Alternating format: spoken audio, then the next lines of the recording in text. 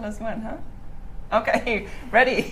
Well, welcome to Wine Drinking with Winemakers. Today we're going to talk a bit about Grenache and Mediterranean varieties in Mendoza with our winemaker tonight, Eduardo Soler from Sacrum.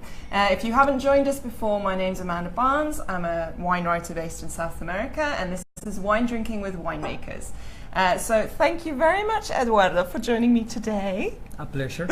I am very, very excited because I adore your wines. Thank you. And they're so unique here in Mendoza. So I want you to first tell us what we're first drinking. And I think I'm so excited. I'd literally worn matching colours. Wow. It's not bad, is it? Yeah, it's not bad. So this is the Geisha. This is your first one. Geisha the Jade. Why have you called this Geisha the Jade? Well, Geisha, you have to try the wine and see if it fits the name, you know. After the first 3 wines we released, that they are on the classic line that we're going to be talking about in a minute, we decided that we're not going to tell much about the variety or varieties. We're just going to call the wines by a name. So from there on, you know, they all have a name. So this is Geisha. It's our first wine. It's a 2016 harvest. It's a co-fermentation between Roussanne and Marsanne, 2 Rhone varieties. And very excited because it came out very, very exotic. That's why it's a Geisha. Exotic. It's definitely exotic. It's got some very nice floral notes, and it's got slightly nutty honey notes as well. Yes, it's delicious. Yes. It has a slightly oxidation note because we did what is called an open fermentation or oxidative fermentation. In an old barrel? No. We did it in a concrete tank, small tank, 5,000 liters. And we leave the skins, actually the whole clusters for almost 10 days. Then we press and continue fermentation, so it has a little bit of skin contact. And then one of the curious things about this is that we left the wine in contact with the lees for almost 12 months, and this has already 12 months in bottle, so it's evolving beautifully. It's a white that you can drink now or keep for 10 years if you want. It has a beautiful acidity and lots of layer of very, very nice stuff. It's incredibly complex. Yes. And I think one thing that why I'm very excited to be trying this with you is because it completely breaks the stereotype of an Argentinian white wine, which, you know, really is torrontés, which you drink very young and it's quite simple. Why did you decide for Marsanne and Roussanne? Well, in general, our project has, as you mentioned before, as you know, everybody's going that way, we'll go that way. We do everything upside down, you know, the other way around. With the varieties, with the vineyard management, with the enology, with the labels, with everything, you know. When we decided that we wanted to start making wine, we said, rule number 1, it has to be totally different of what Argentina is doing at the moment. Secondly, we pick Mediterranean varieties because those were and still are the ones we love to drink outside our Malbecs. And we're getting a little tired of Malbec at the point, so there were a lot of photocopy Malbec. So we still adore Malbec, but to go out and compete with thousands and thousands of Malbec labels was not the idea of a healthy project for us. So we combine the love for Mediterranean grapes. As we research further, for instance, Grenache, we discovered that Argentina had a lot of Grenache planted up to the 1950s, and then it was slowly replaced for more Malbec. But San Juan, especially north of Mendoza, which is hotter, I mean, Mendoza and San Juan has an ideal climate and soils for Grenache. So we call it like the Cinderella of the red grapes. Oh, we wanted because it was worldwide disregard for a long time, and it can deliver beautiful wines. As we can see beautiful examples now throughout the whole world, actually. So. Well, much like the white Rhone varieties as well. I mean, These Viognier, are also you don't have Viognier, Viognier, but Viognier almost disappeared. Yes. And Marsanne and Roussanne are quite hard to find. Hard to find. This will be like an Hermitage Blanc. Absolutely. So, but a small appellation in France. Did you have to bring in Marsanne and Roussanne, or did you find old we have this in our there were only few hectares of Marsanne in Argentina. Roussanne, I think we were the first ones to bring it to the country as other varieties that we grow. We knew that it was going to be very, very good in our hot climate, and especially at altitude. We have this planted in Uco Valley in a vineyard on a new IG called Los Chacayes. That sits at 1,100 meters of altitude, but still very, very dry and very harsh. And furthermore, we went to the extent to plant all the short cycle varieties upside down, meaning not the roots up and the leaves down, but normally you plant north-south or something similar. We went east-west, so they get less sun. So they Which is a smart idea for Mendoza. You don't cook the fruit basically with the heat. So, and we needed, we thought the wrong varieties. Viognier, already have some in our area in Argentina. Not a lot, but it's among some of the exotic whites that they were already existed here. So we went through Marsanne Roussanne. We're fetching some Grenache Blanc now. Interesting. And another variety from Spain. It's Codelo, that we think that it's going to be very, very, very good here as well. I like a nice Codelo. Yeah. Hard to find as well. Very. And tell me exactly, you've only made this one white, don't you? Yes. And when did your Verde Sacrum project start, and how did it start? Because it began really with reds, didn't it, with Grenache? Can you tell us a bit about the story of the birth of Verde Sacrum and what it means? Okay, start with the name. Verde Sacrum means sacred spring in Latin, and basically it was a ceremony that the Greeks and the Romans later on took from the Indo-European tribes. That it's a celebration to spring. It's very pagan. We like that because all the pagan cultures were very, very linked to nature, and they were agriculture based, and they were living very, very close by the nature cycles, right? So we like that. And a curious thing was sometimes, especially in Rome, when a city got overcrowded or overpopulated, during this Verde Sacrum ceremony, they will marry youngsters born in the same year, and they will send out to found a new village or a new town. And one of the mandatory things they need to perform was to take some vines with them to start a new vineyard, whatever they started. So for us, meant the new wine, the new viticulture. And then also there is a wink to a movement that started in Vienna in the late 1800s with Gustav Klimt and all these artists that ended up being the Art Nouveau, so new art, new wine, new art. And they published a magazine called Verde Sacrum, and for them was the new art. So that's why all the packaging, all the labels and the stories and everything in our wines are Nouveau-zi. And when I was Googling, in order to put together our flyer, when I was Googling Verde Sacrum, your kind of image, this style appeared online. And so was that old magazine that they used to publish? Exactly. Issue number 1 of Verde Sacrum, there's a drawing of Gustav Klimt, ink on paper. It's a vine with clusters already mature on a pod, with the roots breaking through the wood of the pod and getting into the ground. That's issue number 1. So how connected we are with that's fabulous. That's great. Okay, and let's finish tasting through this Geisha before moving on to the reds, because I think this is very special. What is it that you like to pair this with? Where do you see it on the dinner table? All our wines are very gastronomic, I call it. They go with a lot of different foods. Geisha, even though it has a good acidity that cleans your palate, it has some volume to it. Yeah. It's a thick white wine. So it will withstand grease very well. So maybe some, if you go to Argentinian food, some mollejas, Which crispy is your sweet mollejas, breads. or sweetbreads, exactly, with apple or pear puree on a crumble tart. It can go great with seafood, especially sushi, of course.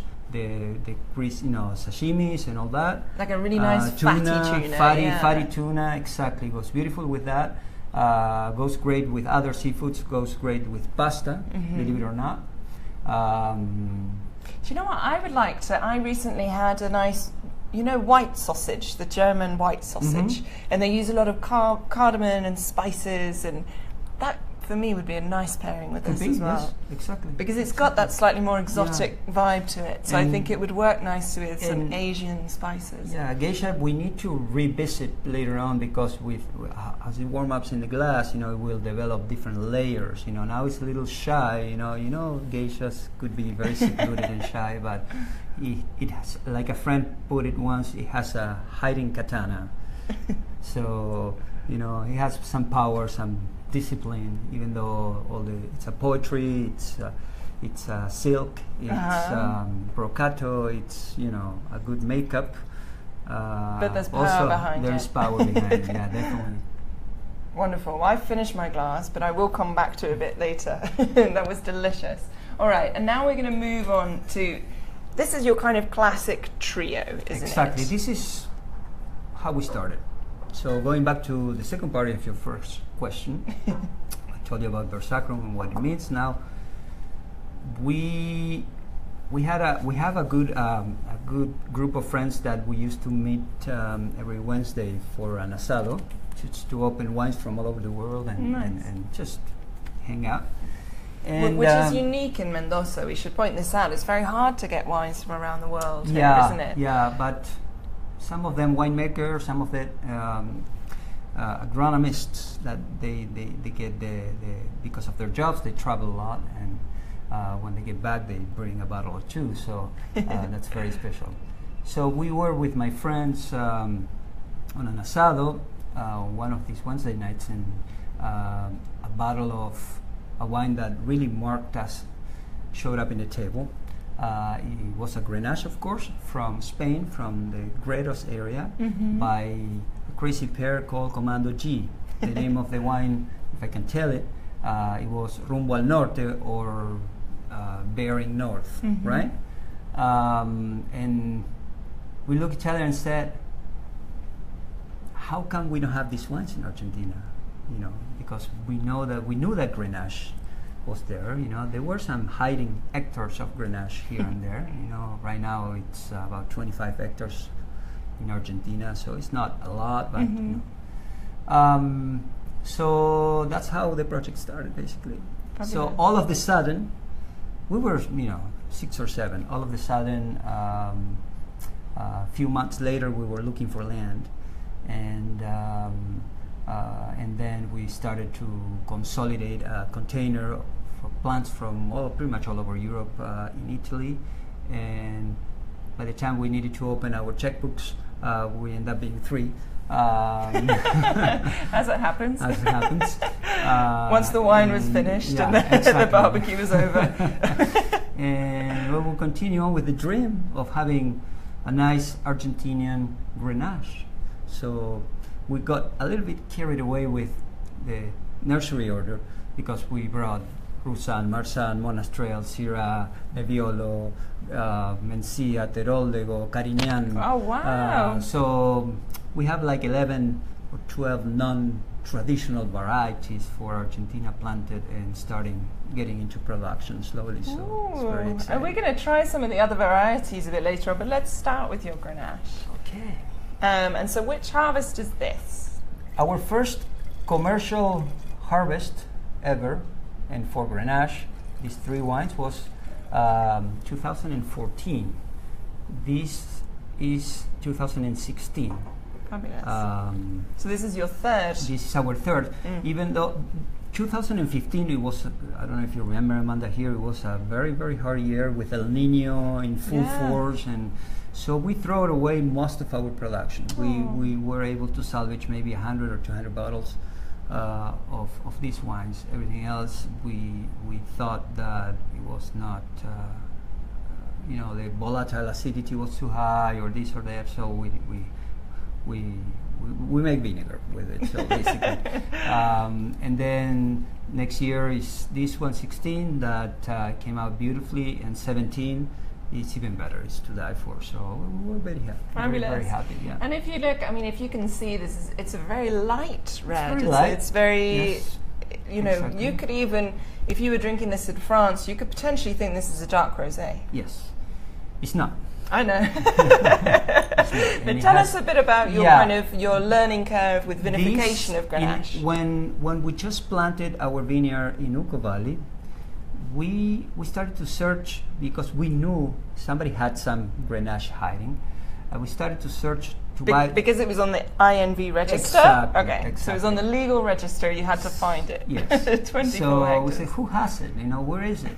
We needed some grapes to play with until our vineyard starts producing, because we wanted to get some exercise, we wanted to learn how to manage the Grenache in the winery. So one of us found in Barrancas, Maipú, which is southeast of Mendoza, a very old patch, 3 hectares total of hectare and a half of Grenache and hectare and a half of Grenache and Mourvedre mixed. Wow, what a find. And then we learned they were kind of old vines. They were planted in 1947. Fabulous. And these guys didn't know what they had, and they were selling it for bulk wine. So we were able to talk to the owner and managed to land a managing contract for the vineyard. And we started to clean it up and bring it back up to life because it was a little bit overrun. And the other curiosity is that they planted rows of vines and then olive trees, vines and olive trees, and the olives went without pruning for a number of years, maybe 50 years. So now the whole vineyard is in the shade under the trees. So that's why they are such a fresh wines, because they don't cook with the sun. And then and Barrancas is a very hot region, really hot. Yes, and Barrancas is where the first vines were planted in Mendoza. Oh, really? And it was not even Mendoza. Yes, before the foundation of Mendoza in 1561, 2 years prior to that, 2 priests came and established themselves in Barrancas to Christianize the locals, the Indians, the and natives. the natives. Thanks. That's more politically correct. Sorry, I'm a disaster. And they were preparing the ground for the little small army that will come and found Mendoza finally 2 years after that. And they planted the first vines because they needed wine for mass. So Barrancas is where everything started, actually. But yes, it's a small panhandle where it collects a lot of heat. Yeah. But the other good thing is next to the Mendoza River, is on the Mendoza River shore. So this vineyard is very rocky, has a very little topsoil, and it's former riverbed. So the wines are very perfumey, and it's perfume is my first impression. And our fear was, Grenache could have 2 problems. Grenache could it does oxidizes very fast, and the other thing is that if you let it hang in the plant for too long, it will produce a lot of sugar. So the potential alcohol will go skyrocket. It can especially here with 300 sunny days a year. So with that fear, we went, how could we avoid those 2 things? So, and we don't like over-extracted wines either. Over-extraction is when you macerate with the skins before fermentation, during fermentation, after fermentation. So basically, you end up having ink and harsh tannins, which was a very big trend in Argentina as well. That and oak. Yeah. When then you needed black, a lot of black, oak. thick wines. Yeah, exactly. Then you needed a lot of oak to make those wines drinkable. So, with all that in consideration, we went we copy a sort of system that used with Beaujolais Nouveau, which is carbonic maceration. Ah, okay. So we do a carbonic maceration for between 3 and 6 days. What percentage of the grapes? The whole 100%. 100%. Fat. And then when we get the descriptors we want, we will rack and press, and the juice will ferment as a white wine without the skins. And this Grenache has another feature that is no malolactic. That's why that sharp acidity is bringing all those flavors and aromas up. So we did that with these three, except with the Syrah that goes on the third one that we're going to explain later. But it came out very clear in color. Most of our wine, except the last three that they were our first wines, we go carbonic maceration. So fabulous. Yeah. And how has that been as a learning curve here?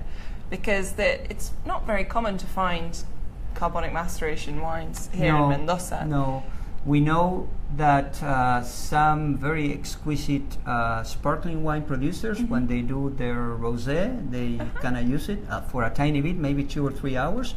The CO2, what it does, Amanda, is that what we want, you have the berry with the pulp and the seeds, and then the skin. Depending on the weather, the altitude, and the variety, that skin has different layers of tissue. As you move from the inward tissue to the outside tissue, you started to get more color and harder tannins. So what I said, we thought, why let's take what it's in contact with the pulp, only that layer, first or second layer of tissue on the skin, and then get rid of the rest. But you cannot do that on a conventional way. So what CO2 does is it first poisons the pulp, and that transfuses into the first and second layers, and poisons the skins, the cells of the skin. So those cells will burst and will release color and everything good that the skin has. And then we press, get rid of the rest before it gets released. So that's why they are so feminine, so special, so fine grain tannin, so floral. It is. It's floral. It's very feminine. It's very elegant. In the mouth, it's very juicy. It's light. It's refreshing. Still long finish. Oh, absolutely. It's not like. It's not simple. It's not. Well, it is quite simple, but it's not. It's not quick to finish, or it leaves an impression, and it's vibrant. And I think that's a really wonderful style. And it's a very uncommon style here in Mendoza in particular. Exactly. I remember the first time I tried your wines in a restaurant a couple of years ago. I think we basically drank the whole production because we loved it so much, because it's so wonderful on a hot day like today. It goes well with food, and it you don't get tired, which is very important. We like to serve them cold, not as cold as a white, but chill. So 14 degrees Celsius is what we recommend for these three. And what alcohol do we reach with the Grenache? 13.5. So we harvest green on the green side, meaning it's not fully ripe because of that fear of having too much sugar. And you do get that with some world Grenache. Particularly thinking of some other southern hemisphere, you can get very kind of candy-like Grenache, cooked fruit, exactly, jammy notes, which is its own style. But I don't have, we like it this way. I mean, we call them thirst wines, because you can quench your thirst. Quench your thirst. Yes, thanks. All right. So. Now we're going to move on to Monastrell. To Monastrell or Mouvetre. You need another. I need another glass. Well, actually, No? I can use this one. Okay. And what? First of all, Monastrell. In case anyone has not heard of Monastrell before, it's the Spanish name for Mouvetre. Actually, Mouvetre is the French name for Monastrell. Because it's a Spanish grape. Good point. Would you like to try some of the Monastrell? I got some. Okay. No, I don't. You've got the Grenache, I think. Yeah. Thank And you. is this the Monastrell that was blended in the vineyard with the Grenache? Where did you find this? Yes, this is the other hectare and a half on that same vineyard in Barrancas. That, of course, they have different ripening points, so you need to tell each plant apart It's a little pain in the butt to do the harvest, and because we still very rudimentary and basic with our techniques, we do different passes as well. We don't harvest the whole plot at once. We do a lot of micro vinifications, and then we decided what to blend. So excellent. And so you go through and you kind of hand pick out your Monastrell, your Grenache, you separate them. Yes. And then when it comes to your GSM, is this a field blend or it's still vinified separately? GSM, we start fermenting Grenache. We have some. We do it on concrete eggs. So because the carbonic maceration, whatever you have, the empty volume of the tank is filled with CO2. So when the fermentation on Grenache is about to finish, we go and pick Monastrell and throw it in. So fermentation will not stop because you're adding new sugar to it. I mean, not sugar itself, but with the grapes. Yeah, the right? grapes. So it starts to reaching out the peak again, and so it's not a strict co-fermentation because that'll be picking both at the same time and throwing together. But it's what we call it cascade fermentation. And then the Syrah we do it on an open top, 500 liter barrels. The Syrah comes from Lulunta, which is 2 minutes away from this vineyard. It's a 30-year-old Parral or Pergola style. That is beautiful as well. And Syrah. And then we blend the egg with the barrels with Syrah, and that goes to very seasoned barrels for 6 months. Fabulous. And Syrah is actually very easy to find here, relatively. I think there's about 10% of the red varieties planted in Argentina is Syrah. Exactly. You're right. But Monastrell or Mourvedre is still very small in numbers in Argentina. Yes. So if we've got 25 hectares of Grenache, do you have an idea of how much Monastrell? About 20. Okay, less. Yeah, 20, 21. Yeah. And tell us a bit about Monastrell. So for me, this is much grippier. Here in Argentina, Monastrell is very long cycle. It ripens actually after Cabernets, Cabernet Francs and Cabernet Sauvignons. So when you close your winery and you have cleaned everything, then Monastrell comes in. You need to get your hands dirty again. Still, we pick on the green side, so and that you will notice. Notice the herbal notes and some minerality associated to it, and we do it whole cluster as well. Fabulous. So you really can feel the cluster tannins, in the wine. In my opinion, it's the best wine we did because it's in 2016 because it's a very, very hard, grape to vinify. The cluster, the grapes are very tight, so it's almost impossible to destem it without making a puree. Yeah. So that's why we go whole cluster. Yeah. I love this wine. Actually, it's one of my favorites out of our portfolio. Yeah. I would say this one is. If the Grenache was a bit more feminine, this one's got a little bit more power to it. It's got it's got spicier tannins for me. Exactly, and it's a wine that it will make you think because you're not sure what's in it, So it'll make your brain works a little harder than with an easier wine. But it's very pleasant as well, good acidity, This one has malolactic, and also another feature on this wine is that after racking, we leave like in the white, we leave the wine in contact with the lees for 6 months, and then we filter and bottle. It doesn't go through oak at all. Fabulous. So it's a very clean, honest Monastrell. It's pure fruit with, like you said, herbs and spice and like tea and that kind of descriptors. Lovely kind of black tea. Exactly, olives. White pepper. Yeah. It's very pretty, and I'm trying to think. I don't think anyone else makes Monastrell here. I can't think of any.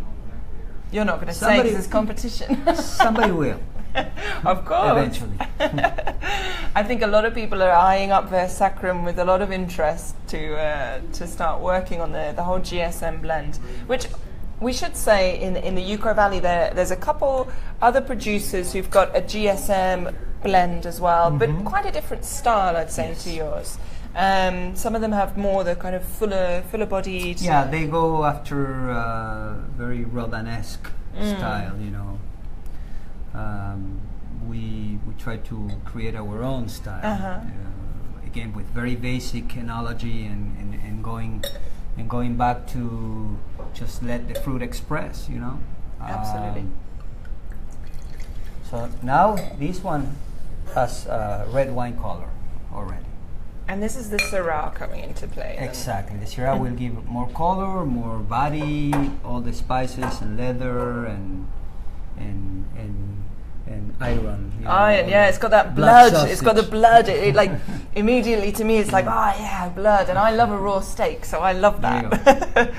But you pick your Grenache and your Mourvedre at the same, your Monastrell, sorry, Garnacha and Monastrell, I should be saying. Yes. You pick them at the same time for your GSM blend, or a bit later? We do, like I mentioned before, it's a cascade. It's called cascade fermentation. We ferment Grenache. When it's about to finish, we throw in the Monastrell, and that will finish fermentation for that vat. And then on the side, we do the Syrah. Excellent. So but do you pick do you pick them at the same time as you would for the Grenache and Monastrell? No. Okay.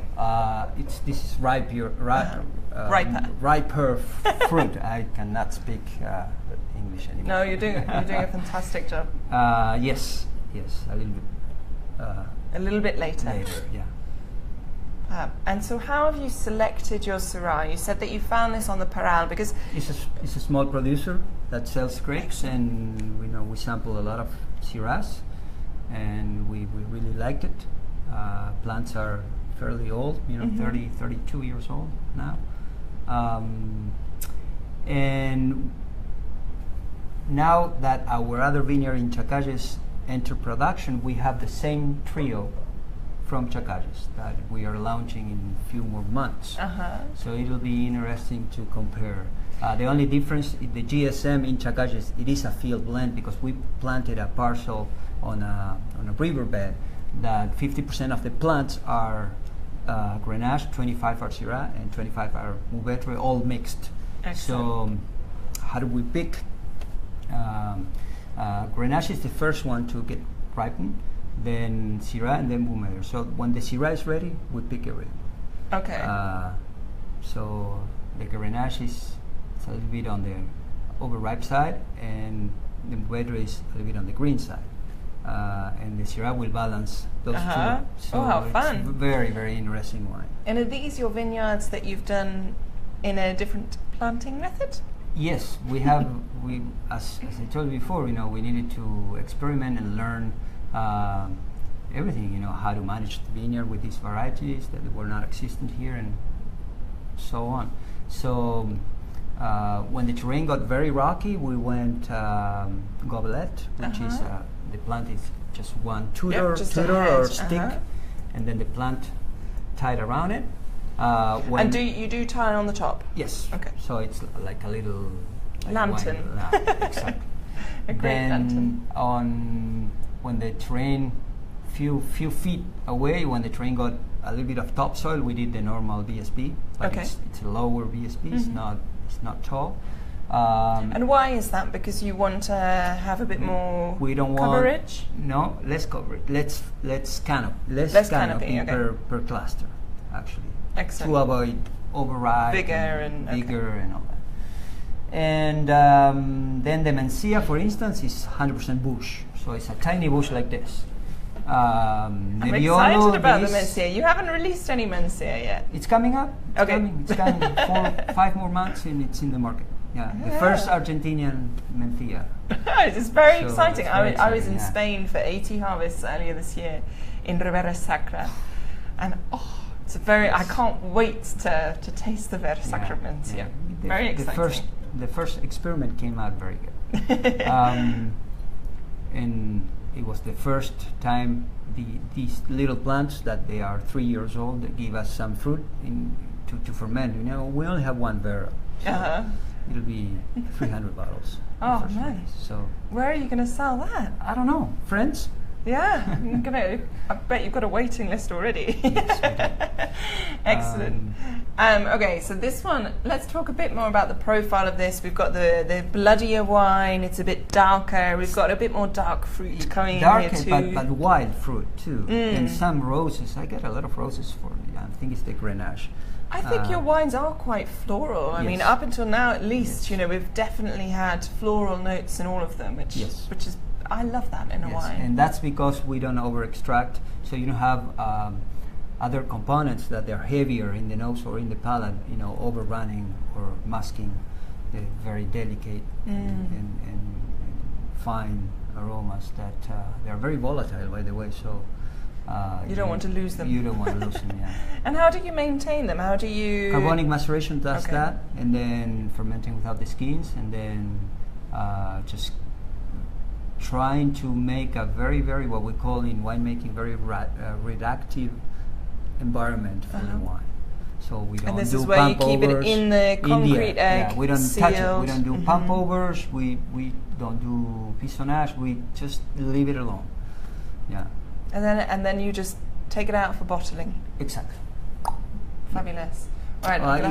It goes to oak first, and then bottling. Yeah. All right. So just to make it clear, these three, this trio of our GSM and G and M, you're gonna now have a set from Barrancas and a set from the Yucca Valley. Exactly. Fabulous. And will the label change much? Same label. You're just gonna have to look out for the denomination. Yes. Okay. How fun. We'll make it bigger so it'll be easier to read. And what is your production on all of these so far? Because 3,000. It's very small. 3,000 bottles. 4,000 bottles. 2,700 bottles. 4,200 bottles.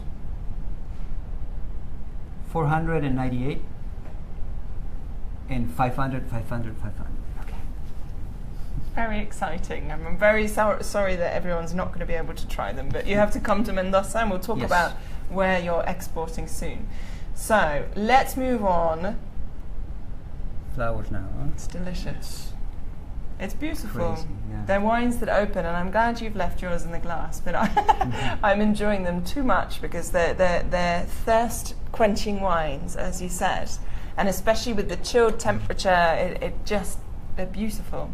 They're very easy to drink. Okay, now we're moving on to this very big bottle.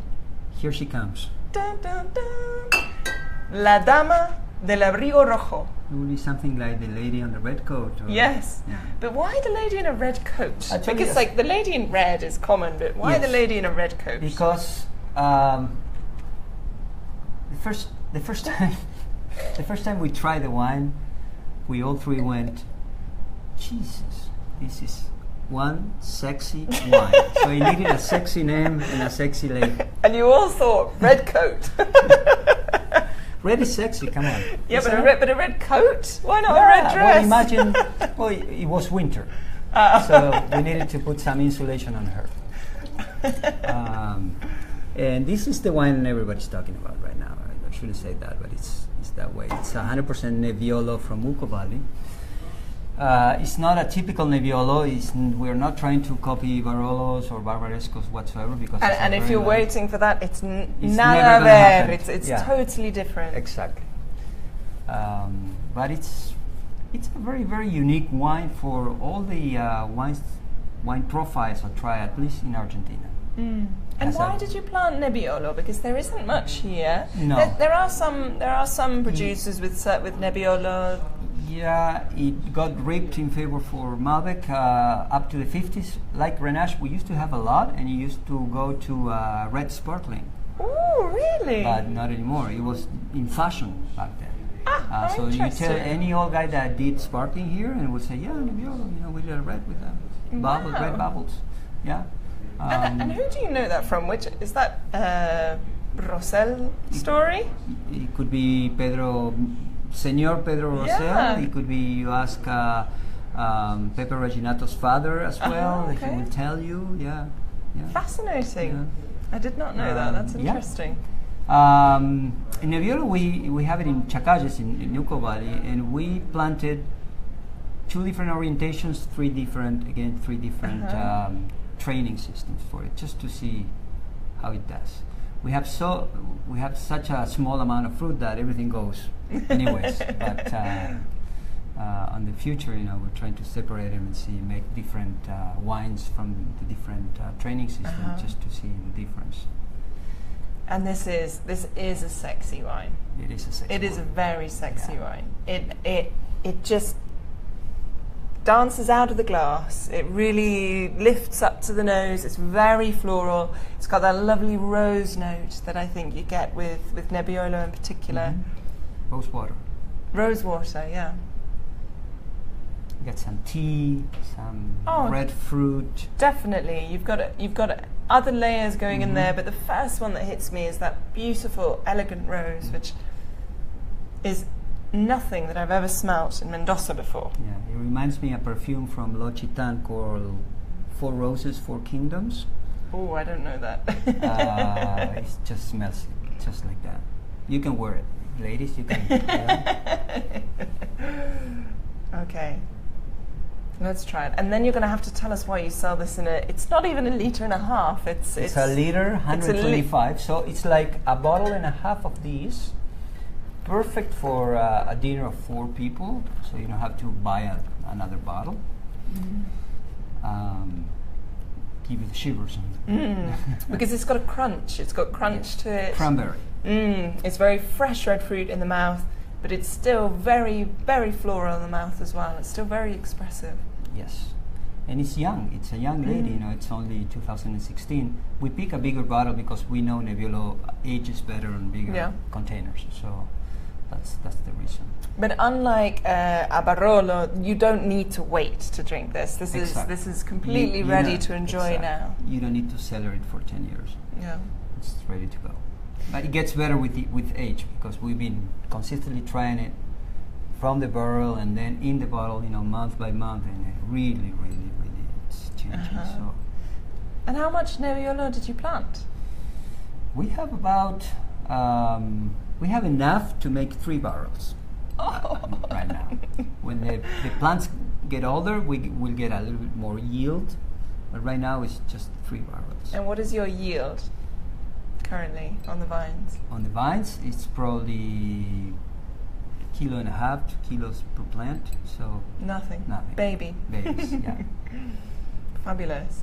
And how did you source your Nebbiolo vines? Because there are some planted, but this was all your collection from Europe. Straight from Italy, yeah. And did you, because you and your friends who make Sacrum together, did you go to vineyards to taste? No, was it anything in particular? That'll be too expensive. Okay, so you just... we just commissioned a cooperative in Italy that has a representative here in Mendoza. It's called Rosedo, the nursery in Italy. That they have their own vines, of course, and you can commission them to source you material from basically all over Europe. So lovely. If they don't have it, they'll find it for you. So I'm just very happy drinking this wine. I'm sorry, it's going in, but I'm just really enjoying the wine. And do you think we'll start to see a bit more Nebbiolo here? As anyone? As far as I know, and I could be mistaken, there are only 2 labels in the market right now. One is Viña Alicia, it has Nebbiolo in Las Comportas, and us. Different styles, Viña Alicia is more conventional. Very different styles, yeah. Heavier wine. This is, we wanted to keep the DNA of Sacrum alive on the top line. This is our top wine in our portfolio, and the most expensive wine, of course, too. But still fluid and drinkable and good acidity and all that. But still very complex. Yeah. Oh, that's lovely. It's going to be amazing to see how the vineyard develops as well over time. Yes, and how does the Nebbiolo here, how does it... Because Nebbiolo is a variety that does very well in the Piedmont, with a bit of altitude, good sunshine too, but quite a different climate. Half a day of sunshine. Yeah. Because they have that fog in the morning. Exactly, the neblina, which we don't get any of here. So how does it adapt, and what are you trying to do in the vineyard in order to... You tell me how it Well, it's beautiful, but tell me how the fruit looks. I mean, the fruit looks, it's a smaller cluster than in Italy because it's way higher than Piedmont. You know, we are at 1100. I think Piedmont, the highest point is 800. 800, yeah.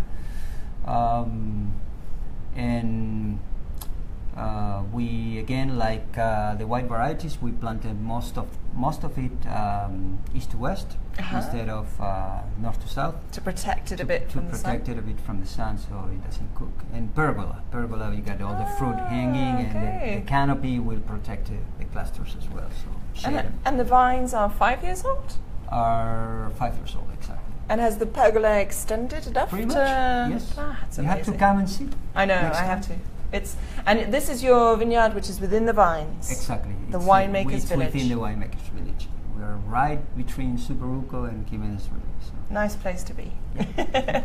But you don't have a winery there open yet, do you? No, we started in the garage actually, and last year we got kicked out of the garage because wives thought that we had too much junk, and we're renting space right now on a friend's winery. So. Okay. Super. All right. So now I don't really want to leave, but we're going to move on to try the next 3 wines, which are actually a very different part of the story for Sacrum, aren't they? Yeah. Here, I'll pass this glass over to our cameraman. Yeah, cameraman is thirsty. So tell us a bit about the Irreplicable. Okay. We started the project, and before our plants yield any fruit, we were very anxious to make wine. You know how it goes. So these are the very first wines we made. The first 2 are 2012, and the third one is 13. And they are all 3 blend of 4 grapes, 4 varieties.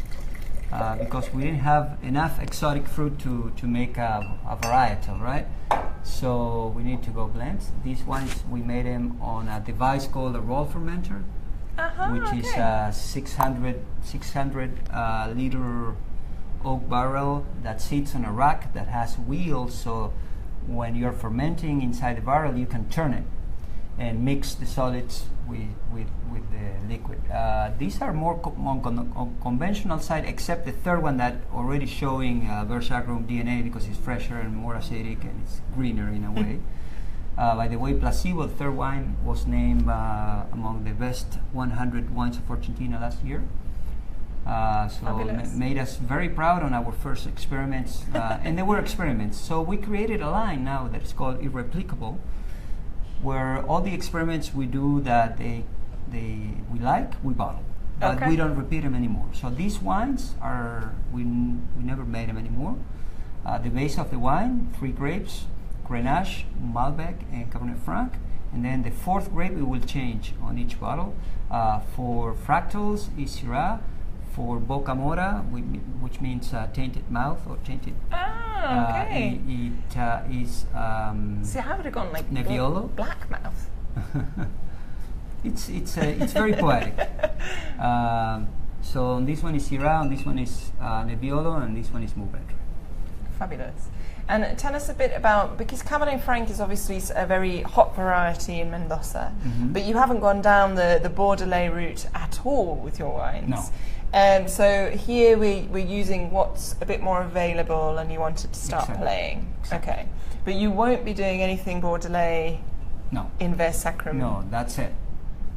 It's sold out anyway, so there's no chance. There's no chance. And we don't remember exactly how we did it. I mean, it was just pure intuition, and we didn't take notes.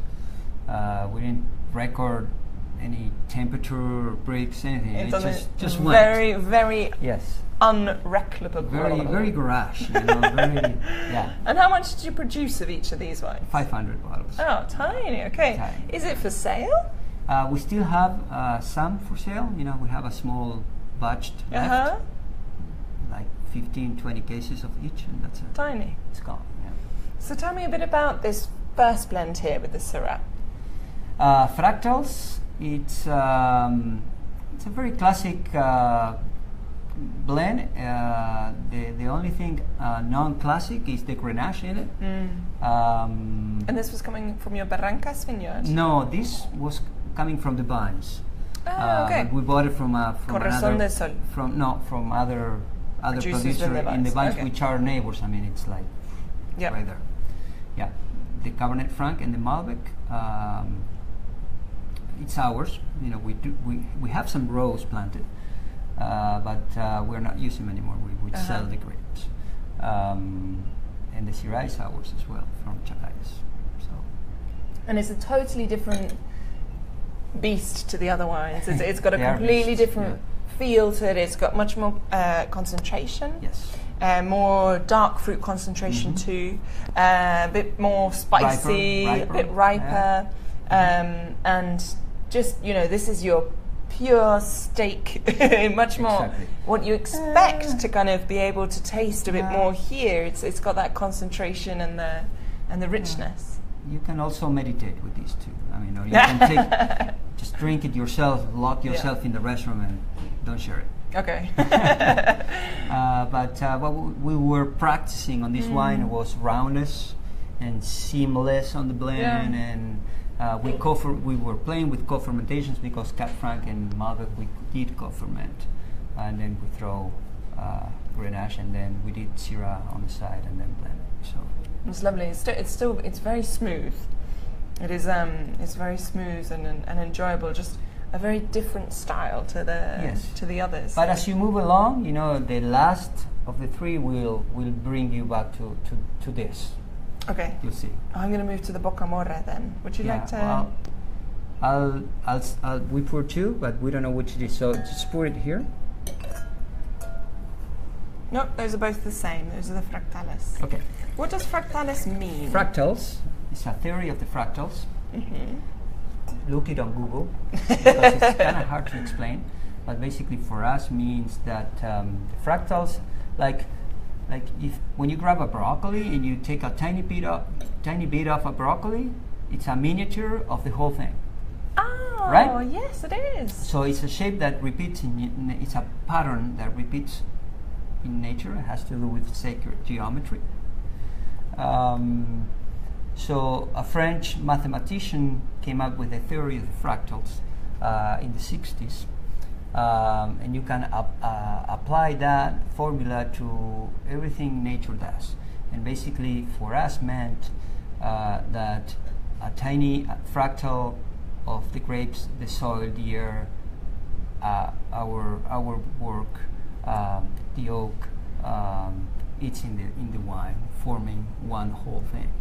So it's a sort of message to we should be working together and be more united as human beings and with nature as well and with the universe as well. So it's beautiful, which is going to lead me on to my next question, because you're vigneron today, rock climber by kind of history, mountain man. You have a ski resort in Penitentes, and you also have a restaurant where you have resident artists coming in and out.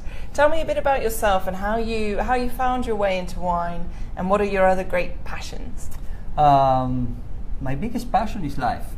And if I could live 120 years, I will be reinventing myself many times, like I did already.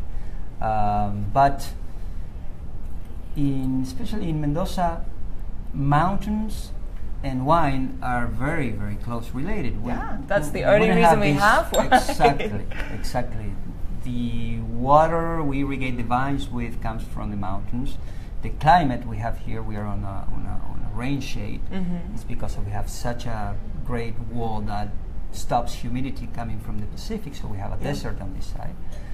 The soils are mostly alluvial soils. Mainly alluvial, from the mountains. So the mountains dictate wine and most of our lives here. So it's not strange that the two passions are linked together. And how about their art? How is your feeling with art and wine? As you notice with the story of the brand and the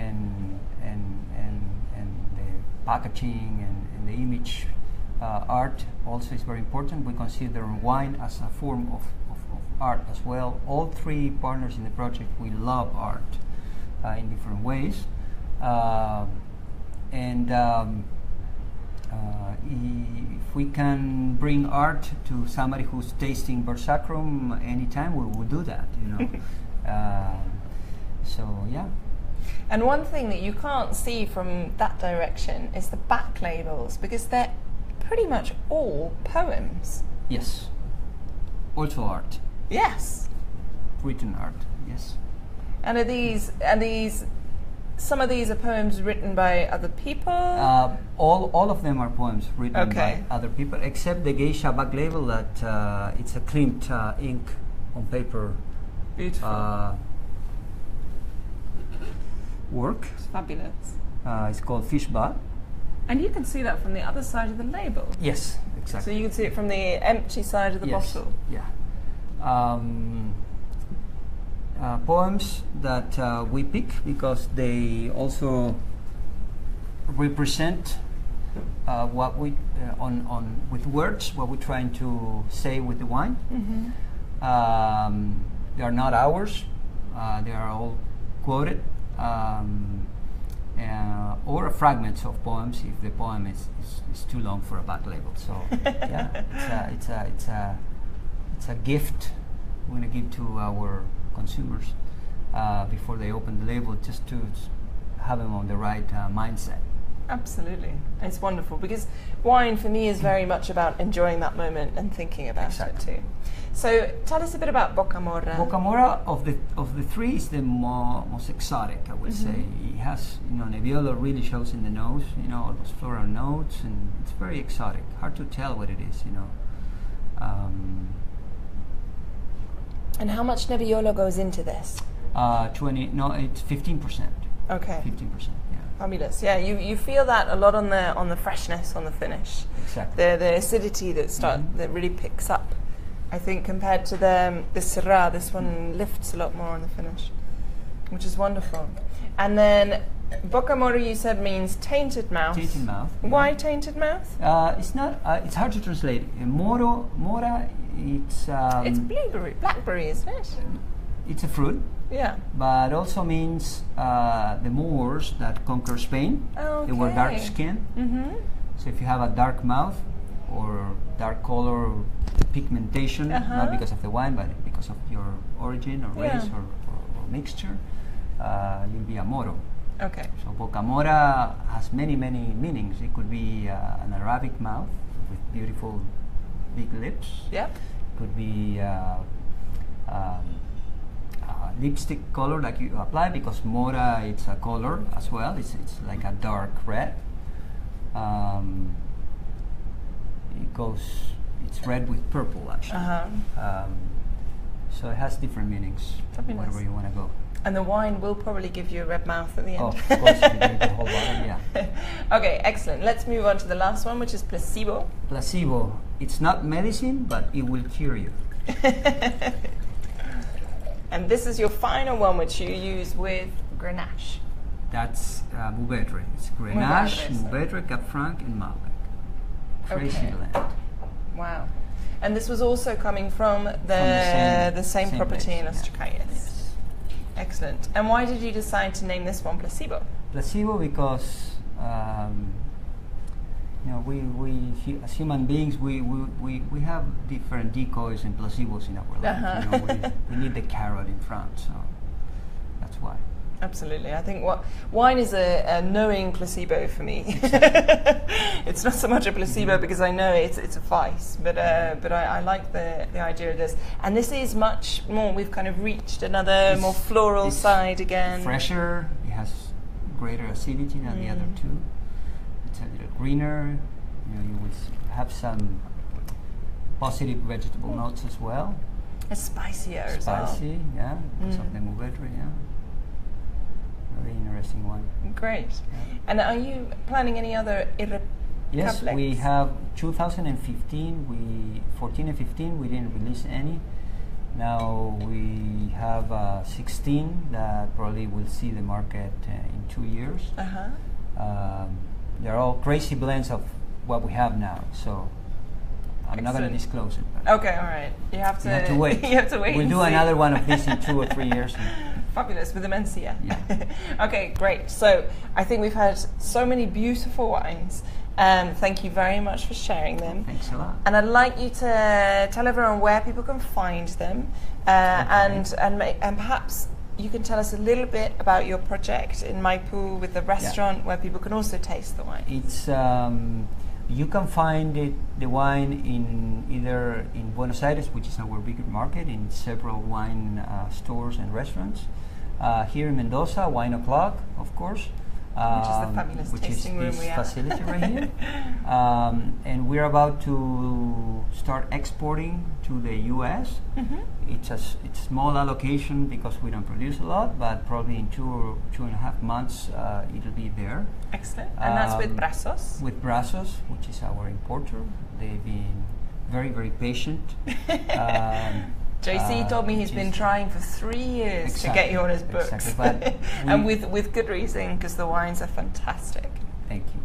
And then in one of our vineyards, and it happens that I live there, it's our house too,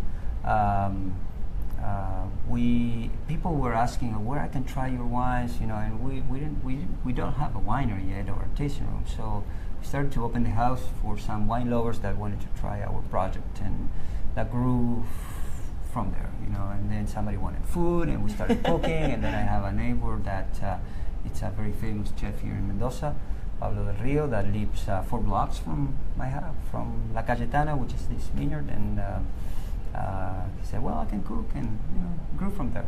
So. Excellent. And on Saturday, I'll be visiting. Yep. And so you can follow us on AT Harvest. We'll be doing lots of pictures and maybe some little videos of cooking and things like that. So lots of opportunity to try a very small production of fantastic wines. So make sure to look out for it. Thank you very much for joining me. Thank you for the invitation. And thank you to Wine O'Clock for having us here with the aircon, which is much needed today. And cheers. Cheers to that. We need to come back. Well, we're going to go back to the Gaisha later, but cheers. Cheers. Thank you. Thank you very much. Cheers. I love this. This is